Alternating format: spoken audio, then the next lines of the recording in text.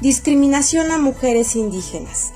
Datos de la Encuesta Nacional de Discriminación 2022 revelan que 3 de cada 10 mujeres indígenas mayores de 12 años informaron que han sufrido un acto discriminatorio, principalmente en el transporte público, escuelas, centros de trabajo y hasta en su familia. Las consecuencias de esta discriminación son el rechazo social, exclusión de actividades, miradas incómodas, burlas, empujones y maltratos.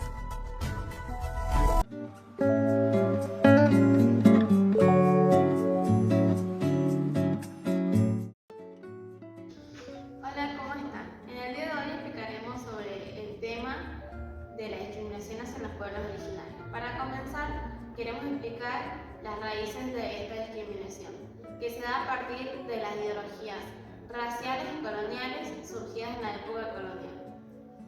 Las ideologías son un sistema de creencias que son socialmente compartidos por los miembros de un grupo en particular, y las mismas son más fundamentales que otras creencias, ya que estas controlan y organizan las creencias. A partir de la discriminación surgen las ideologías racistas, las cuales aparecieron en la época moderna a través de los procesos de colonización y conquistas. Esta fue para que se cumpliera una función política y cultural de mantener esa dominación. El racismo es una tecnología social que se inventó justamente para mantener y asegurar esa dominación. Siguiendo desde esta línea, explicaremos los tipos de racismo. El racismo, según el autor Albert Memmi, es la valorización generalizada y definitiva de las diferencias imaginarias como reales, en provecho del acusador y en detrimento de la víctima, con el fin de justificar una agresión. Este se puede dar en sentido estricto, el cual aprovecha las diferencias biológicas para agredir al otro y obtener algún beneficio, o en sentido amplio, que se puede justificar de otras diferencias, ya que hace jerarquizaciones tomando como una base las diferencias de la diversidad humana. El autor Martin Oppenheim, durante el orden colonial, las poblaciones indígenas fueron sometidas a una intervención de su estructuración y destrucción de sus formas de vida, lengua y cultura.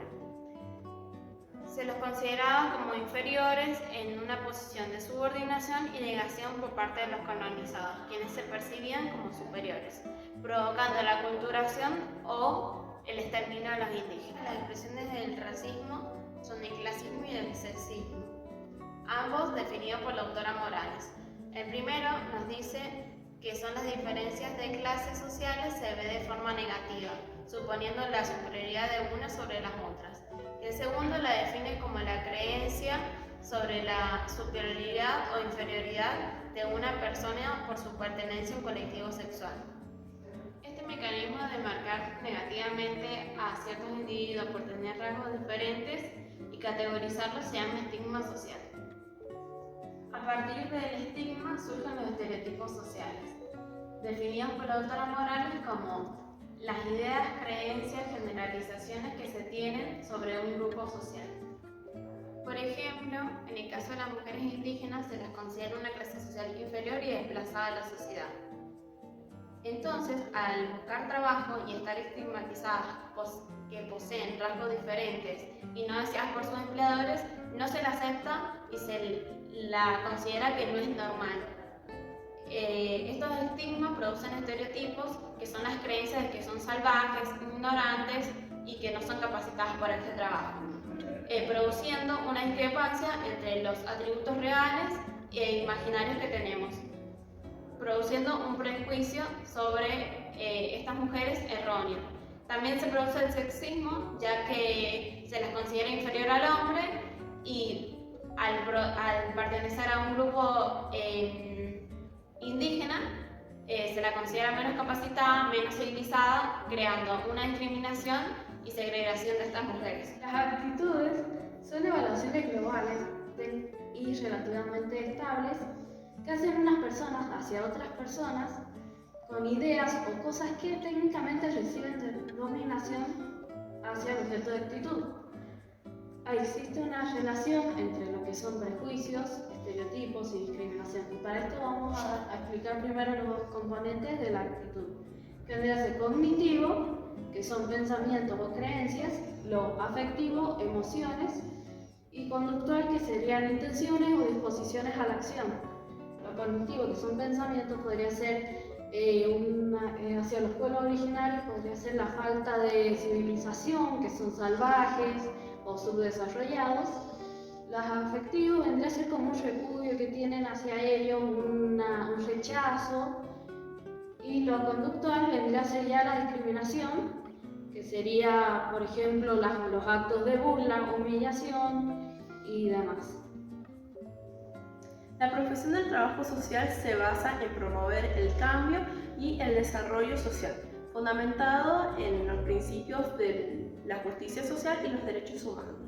Las mismas están sustentadas por la historia del trabajo social, las ciencias sociales, humanidades y conocimientos indígenas. Según el autor José Pablo Neto, él nos comunica que uno de los desafíos que tiene el profesional del trabajo social es afrontar una competencia asertiva. No basta solamente con tener un marco teórico, sino también tiene que tener una actitud de una competencia interventiva, operativa y técnica. El trabajador social además debe ser capaz de comprender la necesidad y la implementación de la acción misma, el poder intervenir en las demandas sociales tal y cual como se plantea. Debe ser consciente de la competencia que tiene acerca de sus conocimientos. Es por ello que debe ser capaz de poder actuar a través de un conocimiento interdisciplinario y transdisciplinario. Con respecto a los principios éticos que debe poseer un trabajador social, están relacionados con el valor inherente y la dignidad a los seres humanos, respetar la diversidad, no hacer daño y defender y promover los derechos sociales tanto como la justicia social. Para concluir, podemos afirmar que el trabajador social debe alcanzar los estándares más altos posibles de la práctica ética. Nuestro compromiso es mantener los valores y principios esenciales de la profesión, tal y como lo dicta la Declaración de Principios Éticos. Desde el marco de las leyes de trabajo social, la Ley Federal 27.072 de ejercicio profesional y la Ley Provincial 1152A, los profesionales de trabajo social deben promover y garantizar el cumplimiento de los derechos humanos. Esto quiere decir que deben rechazar cualquier acción u omisión en favor del racismo o cualquier práctica discriminatoria, ya sea que sus consecuencias sean dañinas, directa o indirectamente. Los profesionales, bajo el respaldo de estas leyes y la Declaración Universal de Principios Éticos establecida por la Federación Internacional de Trabajo Social, deben rechazar cualquier acto o participación en actividades que violen los derechos humanos. Para actuar correctamente frente a estas situaciones, los profesionales deben mantenerse en constante actualización profesional, es decir, deben mantenerse al día sobre el conocimiento de leyes, programas y proyectos que puedan utilizarse en favor de aquellas personas que pertenecen a los pueblos originarios. Para finalizar, consideramos que la problemática de la discriminación hacia los pueblos originarios fue una de las problemáticas que surgió con la nueva cuestión social. Actualmente se siguen buscando formas de acción profesional, estrategias de acción, leyes, programas y proyectos que puedan utilizarse en favor de esta causa. A modo de cierre, queremos invitarlos a reflexionar sobre este tema que es muy invisibilizado, ya que no debería existir dicha discriminación hacia los pueblos originarios porque son una parte importante de la historia del mundo y en particular de nuestro país. Además, debe existir el relativismo cultural, que es valorar e interpretar a las culturas en su propio contexto, porque todas las sociedades y culturas valen lo mismo que la propia. No debe existir escalas morales para clasificar si esa cultura es mejor o inferior que la propia. Todas valen lo mismo. Caso número 6. En un colegio secundario de Chimbas, la profesora de matemática de cuarto año informa al gabinete escolar que Mariana, de 16 años, tiene signo de haber sido golpeada físicamente. Es el único gabinete de toda la provincia que cuenta con un trabajador social, que es Esteban. Cuando Esteban entrevista a Mariana, deduce que su novio la ha golpeado y luego de una hábil conversación logra que Mariana hable por la situación que atraviesa. Pero sucede que Mariana no quiere que su familia se entere, ya que sus hermanos mayores siempre le dijeron que si algún novio le hacía daño, lo iban a moler a palos. Mariana está perdidamente enamorada de su novio y no registra la peligrosa situación en la que se encuentra. Esteban le dice que debería de haber hecho una denuncia por violencia de género, pero Mariana se niega y le pide a Esteban que no informe lo que ha contado, porque es algo privado y que no lo va a perdonar nunca si se atreve a denunciar a su novio. ¿Qué debería hacer Esteban? ¿Qué debe hacer el profesional del trabajo social? La opción 1 es que el trabajador social decide defender el principio ético de promover los derechos humanos, ya que como trabajadores sociales debemos adoptar una postura de poder promover y respetar todos los derechos humanos, los cuales son inherentes e irrenunciables para todos los seres humanos. El beneficio de tomar esta decisión sería que hace respetar aquellos derechos que fueron vulnerados para Mariana, por ejemplo, el derecho a la integridad física. La consecuencia negativa que puede llegar a tener esta decisión es que vulnera el derecho a la confidencialidad y privacidad de la menor. Nos elegimos que el trabajador social decide defender el principio de respetar la confidencialidad y la privacidad.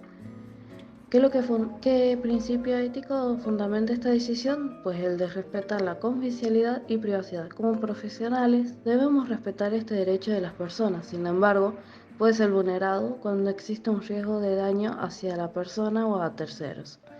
Los beneficios o consecuencias positivas sería respetar la petición de la menor y también el derecho a confidencialidad y privacidad.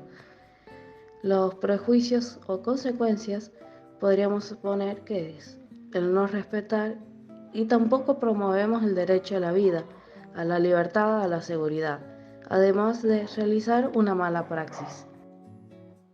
Consideramos que lo mejor es optar por la opción 1, en la que el profesional decide priorizar y defender los derechos humanos, ya que en este caso se estarían vulnerando los derechos a la vida, la seguridad, la libertad y la integridad física. Es decir, se determina vulnerar el derecho a la confidencialidad y privacidad, ya que implica el riesgo para la vida y desarrollo del adolescente. Además, si el profesional hubiera decidido priorizar el derecho a la confidencialidad y privacidad, la situación podría haberse agravado y se le atribuiría a este toda la responsabilidad sobre las consecuencias que esta decisión de no intervenir hubieran provocado, considerándose que ejerció una mala praxis por imprudencia, entendiendo a la mala praxis como la acción que provoca un daño parcial o total a un sujeto social, limitado en el tiempo o permanente. En conclusión, podemos afirmar que ante un dilema ético, el profesional tiene el deber de ejercer en su práctica la toma de decisiones entre la opción que presente más peso ante la ley. También tiene la obligación de guiarse por las leyes que tratan la problemática. En este caso, la ley que consideramos que se hace presente es la ley número 26.485, que es la Ley de Protección Integral para prevenir, sancionar y erradicar la violencia contra las mujeres en los ámbitos en el que se desarrollan sus relaciones interpersonales.